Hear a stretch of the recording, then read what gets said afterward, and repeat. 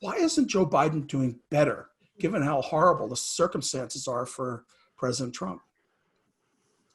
Well, I think it's rooted in the partisan polarization in this country that, while certainly there have been other periods in American history where we've had polarization, certainly in our modern era, we're probably at sort of peak partisan polarization. What it means is that anybody, who's a Democrat is voting for a Democrat, and anybody who's a Republican is voting for a Republican. And so there are very few persuadable or swing voters in the electorate.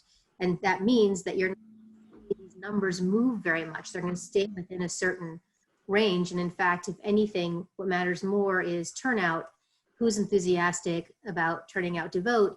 And that is something that polls can't predict. So what the polls are reflecting is partisan polarization, where there's a 40% of this electorate that are Trump fans, no matter what, no how, no way, and probably 45 or 47% who are Democrats, because there are more Democrats than Republicans, and then that narrow slice in the middle. But until we actually have the election and know who's going to come out to vote, we don't exactly know, which way it's going to swing. And certainly in 2016, you had a very similar dynamic with Hillary Clinton nationally leading throughout, and in fact won the popular vote.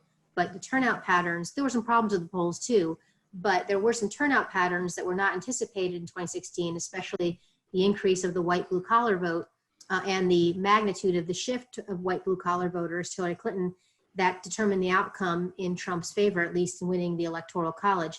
Those are things that are actually kind of hard to anticipate in polling. And so you're going to see probably a pretty stable presidential vote up through, of course, I don't want to make any predictions about anything given what happened in 2016, but Trump's ratings have been very stable for 3 years.